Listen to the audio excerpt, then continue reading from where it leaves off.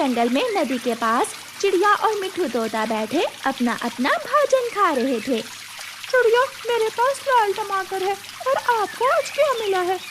तोते भैया, मेरे पास एक कच्चा आम है, पके हुए तो मिले नहीं। फिर बहुत ढूंढने के बाद मुझे ये कच्चा आम मिला था और मैं यही आम ले आई।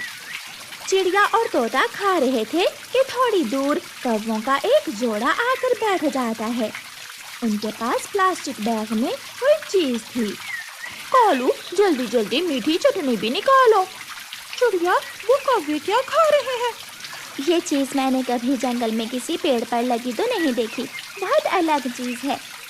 फिर चिड़िया और तोता उनके पास चले जाते हैं। कौवे भैया, ये क्या चीज है? मैं बताती हूँ चिड़िया और तोते, ये समोसा है। ये इंसानों का भोजन है।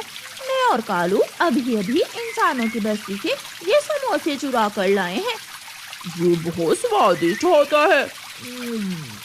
वाह वाह, मजा ही आ गया।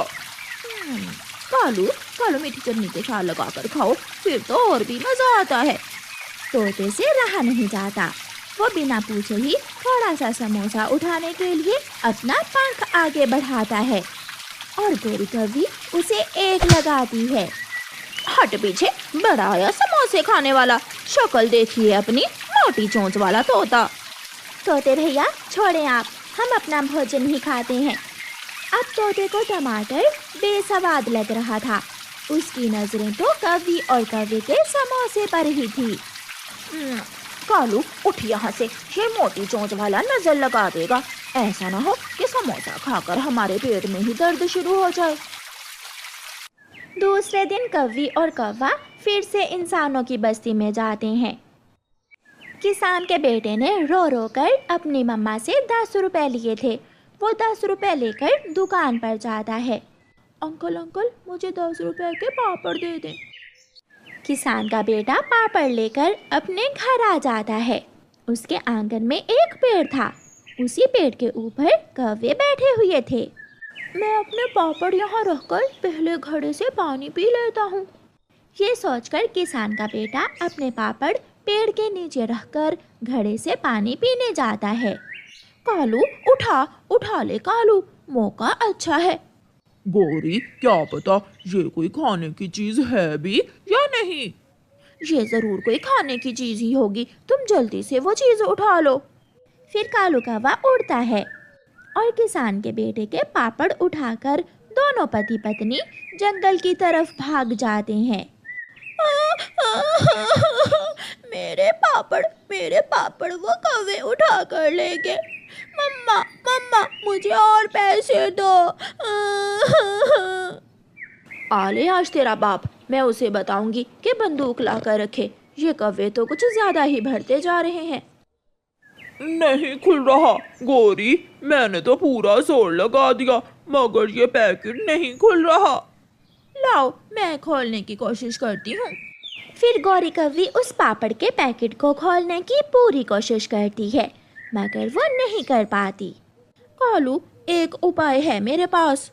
क्या गोरी, हम इसे कैसे खोल सकते हैं? तोते की चोंच बहुत तेज है, वही इसे खोल सकता है। मगर वो मोटी चोंच वाला मुफ्त में इसे नहीं खोलेगा।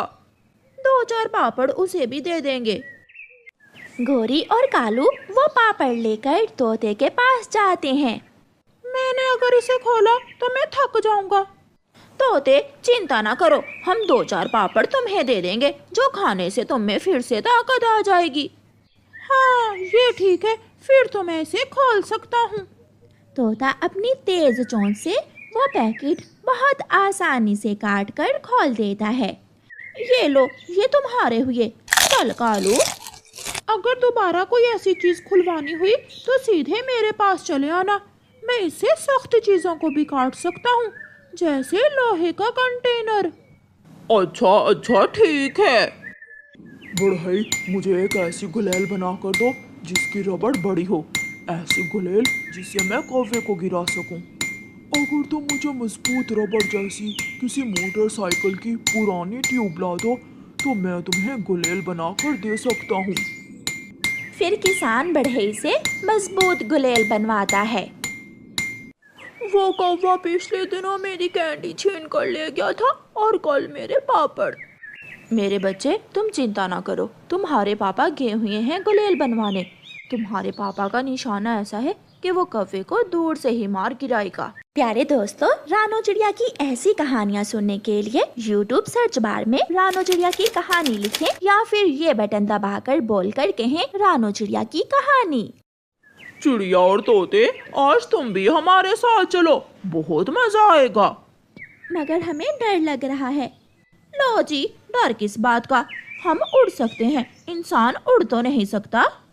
मैंने सुना है आजकल के इंसान उड़ भी सकते हैं। ये सब बातें हैं।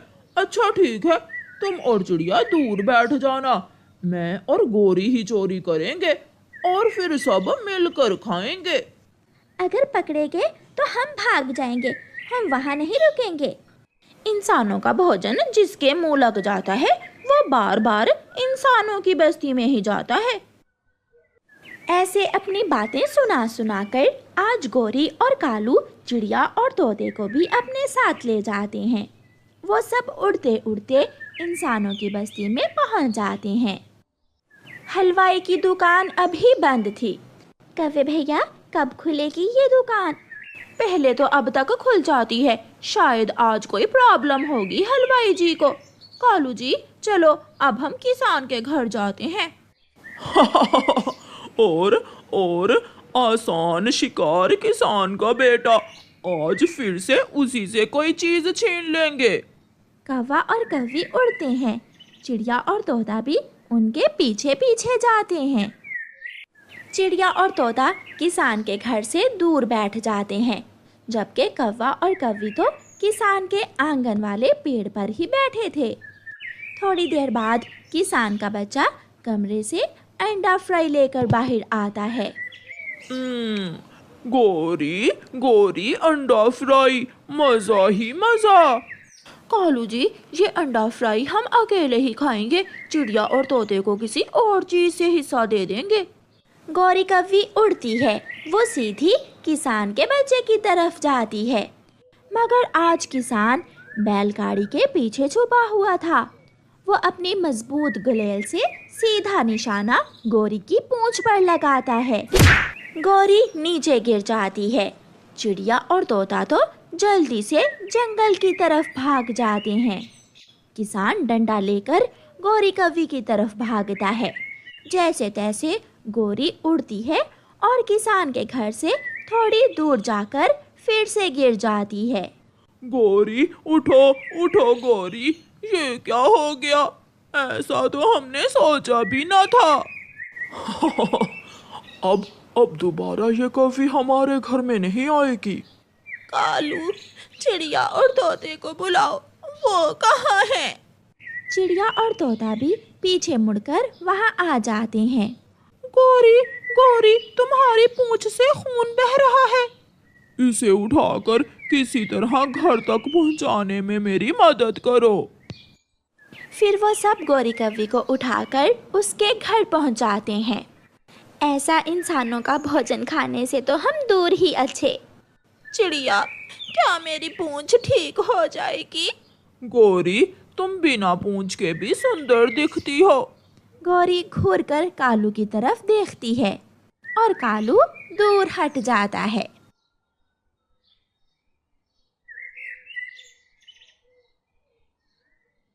चिड़िया और कौवा जंगल में ऊंची उड़ान लेते हैं। काफी देर उड़ने के बाद भी दोनों को दाना नहीं मिलता और वो थककर एक पेड़ पर बैठ जाते हैं। कालू, अब हमें घने जंगल में नीचे जाना होगा, फिर ही हमें दाना मिलेगा। घने जंगल में मुझे कांटों से बहुत डर लगता है। मंजिल को पाने के लिए कांटों से तो टकराना ही होता है। दोनों चिड़िया और कौवा घने जंगल में आ जाते हैं। वहाँ दो रास्ते थे, एक रास्ता पत्तों वाले पेड़ों का और दूसरा रास्ता कांटेदार पेड़ों का। जल्दी से कौवा चिड़िया से कहता है, मैं तो इसी रास्ते से जाऊंगा, ये रास्ता मेरा है। कौवे भैया, दूसरे रास्ते में कांटेदार पेड़ हैं, हम दोनों एक ही रास्ते में चले जाते हैं। नहीं, अगर दो रास्तों से जाएंगे तो दाना ज्यादा मिल सकता है, इसलिए तुम कांटेदार पेड़ों की तरफ से जाओ और मैं इधर से जाता हूँ। फिर चिड़िया कौवे की बात मान लेती है और कांटेदार पेड़ों के बीच में से उड़ती है। हर तरफ कांटे ही कांटे थे। चिड़िया को उन पेड़ों में से उड़ना बहुत मुश्किल लग रहा था, मगर चिड़िया की लगन सच्ची थी। उसका विश्वास था कि जो जितनी मेहनत करता है उसे उतना ही मेहनत का फल मिलता है। कौवा तो साफ और पत्तों वाले पेड़ों में से होता हुआ आसानी से उड़ता जा रहा था। चिड़िया के पंख पर कई कांटे चुभ जाते हैं, मगर चिड़िया हिम्मत नहीं हारती, वो उड़ती रहती है और आखिर चिड़िया उन कांटेदार पेड़ों से गुजर जाती है। उसे अभी तक दाना तो नहीं मिला था, मगर वो घने जंगल से उस पार पहुंच जाती है। दोनों रास्ते एक ही जगह पर मिलते थे, इसलिए कौवा चिड़िया से पहले ही वहां पहुंच गया था। बहुत मुश्किल रास्ता था, मगर मुझे कुछ नहीं मिला। कौवे, क्या आपको कुछ मिला है? नहीं, मेरा रास्ता तो बहुत आसान था, मगर खाने को मुझे भी कुछ नहीं मिला। वहाँ 2 पेड़ थे, एक पेड़ हरा भरा और दूसरा पेड़ सूखा हुआ था। सूखा पेड़ उनसे कहता है, मेरी जड़ों में खजाना है, तुम मेरी जड़ों से सोने का सिक्का ले सकते हो। चिड़िया और कौवा सुनकर हैरान होते हैं। तभी दूसरा पेड़ बोलता है, नहीं नहीं, ये तो सूखा हुआ पेड़ है, इसकी जड़ों में क्या होगा? खजाना तो मेरी जड़ों में है, मेरी जड़ों में ढेर सारे सोने के सिक्के हैं। चिड़िया चिड़िया, ये हरा भरा पेड़ ही सच्चा है, क्योंकि एक सूखा पेड़ किसी को क्या दे सकता है।